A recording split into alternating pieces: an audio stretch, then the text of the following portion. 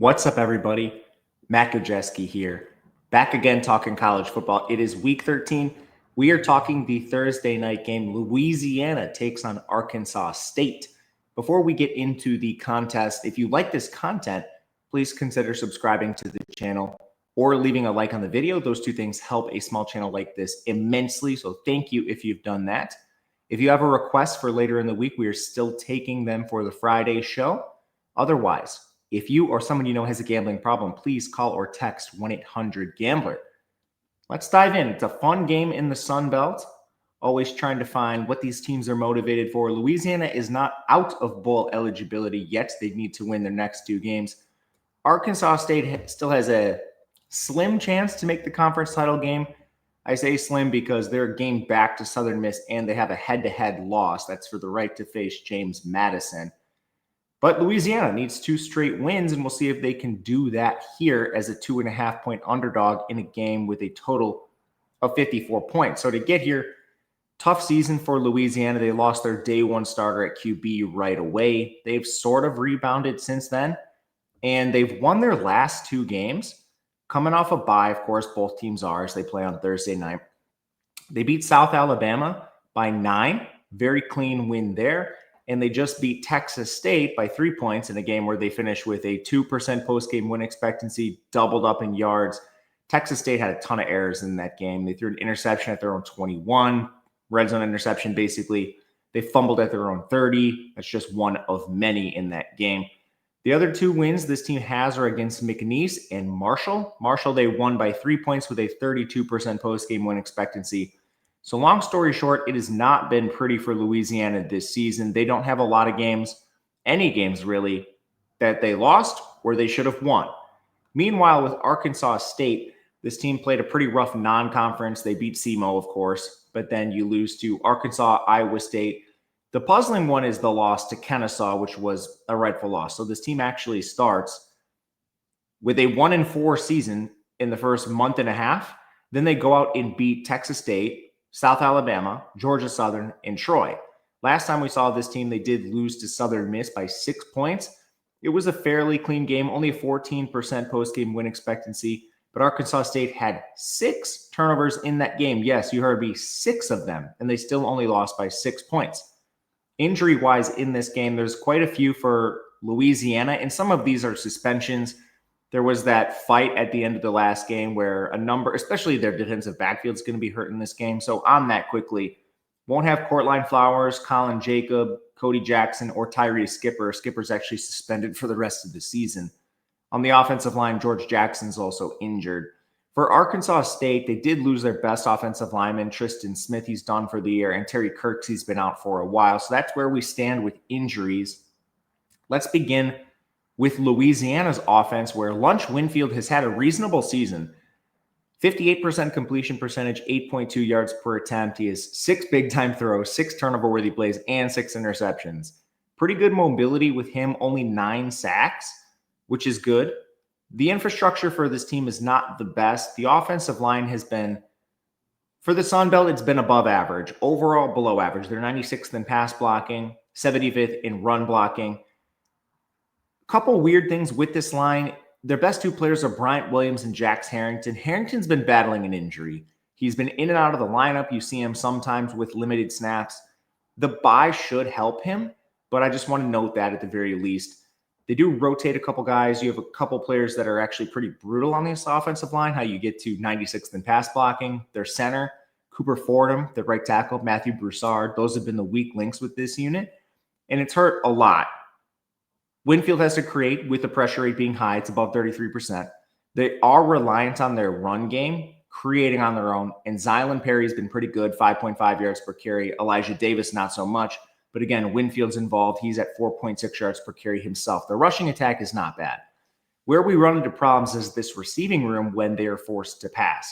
They did have some success against like a James Madison. Some of that was because defenders were falling down. Let's call them fluky plays. I don't buy this passing attack with Winfield. I don't buy their receivers. Their number 1 is Shelton Sampson. He has 442 yards. Robert Williams is second at 269. and no other pass catchers above 200. This is the 130th ranked receiving unit in the country. All in all, it's a limited offense, and you're taking this against an Arkansas State defense, which I think has a little bit room for improvement. They played a tougher non-con. The quarterbacks that have gotten this team are pretty good ones in this conference. Brad Jackson, 8.9 yards per attempt. J.C. French, 8.3. Braylon Braxton, 10.2. A lot of those are in their most recent games. And on the ground, UL Monroe was at 6.6 yards per carry. Texas State was at 6.3. What you can say is this defense probably is going to have some holes. We mentioned some of the injuries with this team, like losing Kirksey right away, definitely did not help Arkansas State. And then the rest of the team, when you try to look at their solid players, they're limited. On the defensive line, the only one who kind of stands out is Cody Seigler, and he's a rotational player. He's not even their leading defensive tackle. Linebacker, you have Aaron Alexander. They don't have much else. And on the back end, you essentially have two above-average players, in Avante Dickerson and Joe Drew, who plays their nickel. So it's a limited defense. This is sort of a weakness-on-weakness situation with Louisiana's offense being limited and Arkansas State's defense certainly being one that will cause problems for them. But on the other side, Jalen Raynors it's a tough season for him. It's a weird one. 67% completion percentage, only 6.4 yards per attempt. The main problem has been the 11 big-time throws to the 18 turnover-worthy plays, which has resulted in 10 interceptions. 4 of those came in their most recent game against Southern Miss, who's a team I respect. I think they're the second best Sun Belt team. But he's also taken 26 sacks. Now, they drop him back a lot, so this is not an egregious pressure-to-sack ratio or anything. This team is 23rd in pass rate in the country. So the sack numbers aren't actually as high as they could be. And I think this unit has room for growth. The offensive line's been good. It's one of the better units in the Sun Belt. 13th in pass blocking, 84th in run blocking. Just my biggest concern is Tristan Smith got hurt recently, and he's their best player. With him gone, that leaves just 2 above-average players in Riley McGahee and Will Saxton. They put in Blake North to replace Tristan Smith, and that did not go well. So now it looks like you're going to have, Smith is out, and your tackles, Alaric Watson and Noah Smith are still splitting time at left tackle. It's just, there's a lot more questions when you remove your anchor from this unit. With that said, this team has decent skill position players. They're a little more balanced than Louisiana. Devin Spencer's at 5.3 yards per carry. Kenyon Clay is a lot worse on the ground, but he does have 32 receptions. I'm still waiting for this receiving unit to break out. Corey Rucker is a veteran. He has 656 yards. Chauncey Cobb is at 634. And even Hunter Summers is at 403. I think this unit is a little better than 91st, which is what they've put on paper so far with their efficiency metrics.